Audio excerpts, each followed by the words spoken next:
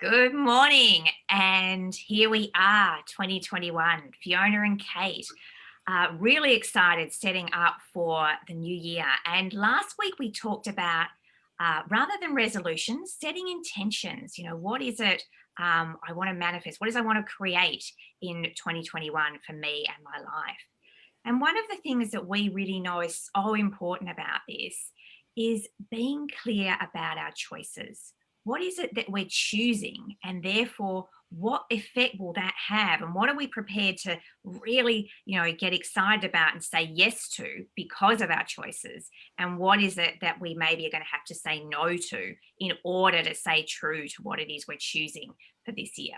Yeah, I think this choice piece is really important, right? Because we know that clarity creates confidence. If you're clear about what you're focusing on, what you're prioritizing on, that makes it easy then for us to make decisions throughout the course of the year, where to focus my time and energy, actions I need to take, what decisions I need to make, all of those sorts of things. So I think this is a really big one. And we know, particularly through our experience last year with the Acts of Confidence program, how the clarity piece can be really confronting, because I think there's a perspective around clarity around in terms of what I think is possible for me.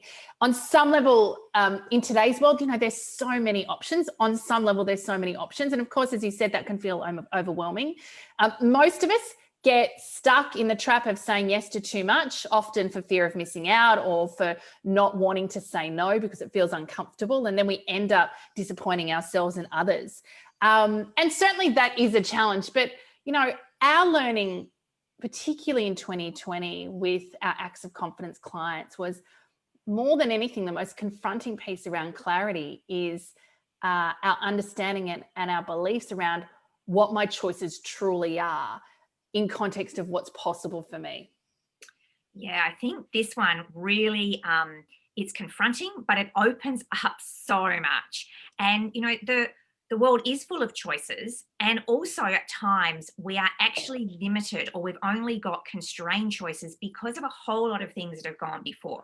We talk about it quite a bit: the way we were raised, gender norms, certain amounts of bias, expectations, ourselves and others. There are lots of things that are sitting around us that can quite often mean that our choices are not as expansive or free as we would like them to be. And what we've really just we got a lot of distinction around was this notion of what's the constrained choice, what's the choice within the box, but what's my real choice? What's the real choice if I was to actually no longer be constrained by all of those things? What would actually be available to me now?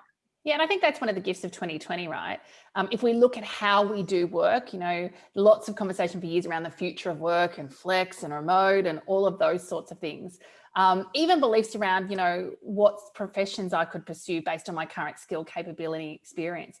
I think the beauty of 2020 was, redeployment of skills into different areas of businesses, jobs and roles and businesses who didn't work from home, now working from home, resourcing in a whole lot of different ways. So I think 2020, the gift on some level was expanded possibilities around what work could look like, of obviously constrained possibilities around what life looks like, but certainly expanded possibilities around what work could look like. And I think this is a really important piece to challenge ourselves with. It absolutely can be uncomfortable, because I think in our experience, something that when this really lands around the concept of constrained choices, we realize that actually it's my beliefs and it's me that's been limiting what's been possible for me. And that actually is really hard, right? It's not the environment.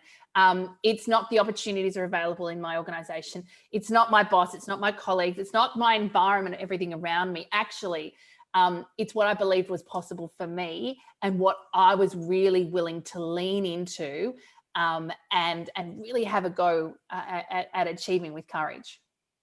Yeah, I really like this about expanding our horizons and then getting conscious about what am I really choosing for 2021. And I think the question I'm kind of holding at the moment was, if I was completely free, if there were no constraints, what would I choose for myself for this year? What would be the gift of my choice for myself? And, even if that feels impossible right now. Yeah, and I think it's useful to really hold the fear piece here, right? Because often, if failure wasn't an option, if you just knew 100% with 100% certainty that all you had to do was say yes and choose that outcome or that goal, and that you would achieve it. Again, that's another really useful way at coming at this kind of question, because I think it's really useful to come at. We talk about being your own best coach, right? Which is one of the fundamental principles of the book called Confidence.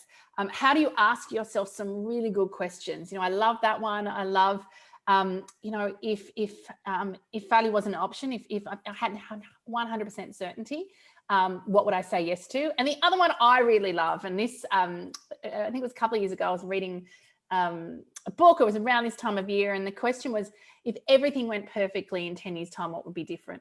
And I think the reason I love that so much is because 10 years is such a long period, right? We can move countries, we can learn new languages, we can retrain in new professions, we can, reshape our whole family life, our personal life, everything in our world, we can completely shift. And I think some of these tactics to really challenge our own thinking around what we believe is possible. We know Neil Donald Walsh, life begins at the end of your comfort zone.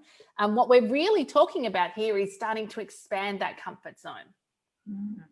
Yeah, I love the expansiveness of that question, and I think this is part of the opportunity at the beginning of a new year is take yourself out a long way and just play, just be a bit kind of creative and just go, what if everything was perfect? And this is, these are all the things I would love to have in my life, and just kind of brainstorm. And, we're big fans of journaling and writing stuff down. So, get a big A3 sheet of paper, write some pieces down about what that would look like.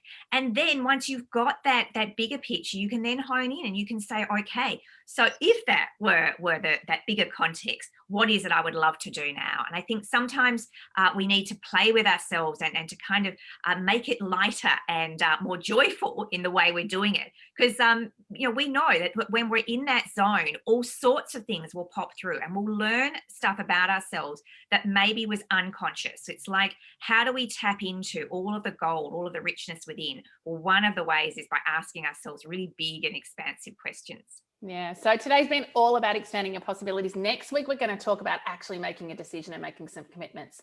So if you've enjoyed today's confidence conversation, drop us a note in the chat feed below.